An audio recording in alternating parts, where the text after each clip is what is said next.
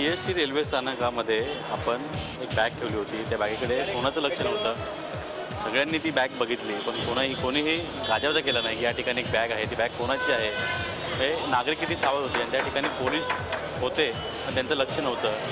तसाच एक प्रयोग आपण चर्चगेट रेल्वे स्थानकावर करून बघूयात. या ठिकाणीचे रेल्वे प्रवास किती सतर्क आहेत, किती सावध आहेत आणि मुंबई पोलीस किती सावध आहेत ते देखील बघूयात.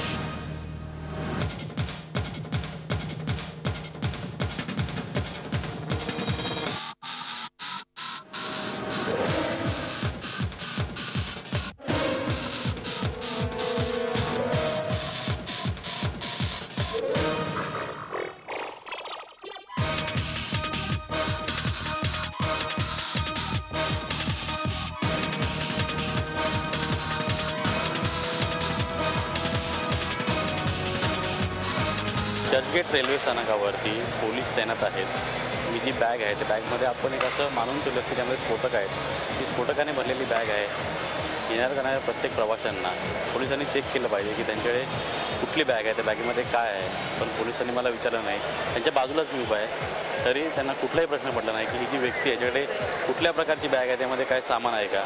त्यांचं लक्ष नाही आहे. ते त्यांच्याच इथं जो स्टाफ आहे त्यांच्याशी गप्पा मारण्यामध्ये दंग आहेत. आपण ही बॅग आता इथे कुठेतरी ठेवूयात आणि मग पाहूयात की नेमकं नागरिक जे रेल्वे प्रवासी आहेत ते आणि बाकी पोलीस किती सतर्क आहेत.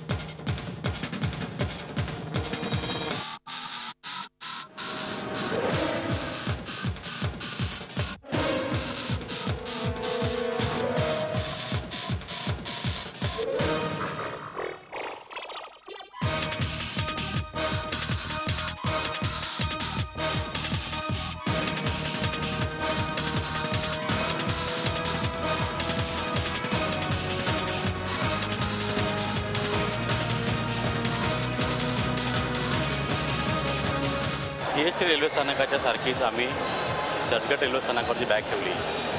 ती बॅग प्रवाशांनी कोणीच बघितली नाही. प्रवासी या बॅगेच्या आजूबाजूने गेले. एक प्रवासी तर त्या बॅगेच्या येऊन बाजूला बसलेला आहे, पण त्याने विचारण्याचं धाडस केलं नाही की बॅग नेमकी कोणाची आहे. त्याने गाजावाजा केला नाही की बॅग नेमकी कोणाची आहे. बॅग अशीच बेवारस पडून आहे. मुंबईतले रेल्वे प्रवासी किती सतर्क आहेत ते आपल्याला दिसलेलंच आहे.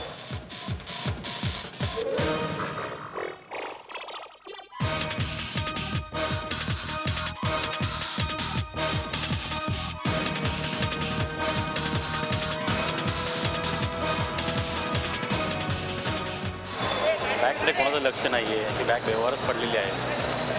बॅग बेवारच पडणं रेल्वे प्रवाशांकरता किती घातक आहे हे आपल्या लक्षात आलंच असेल. झी 24 तास रहा एक पाऊल पुढे.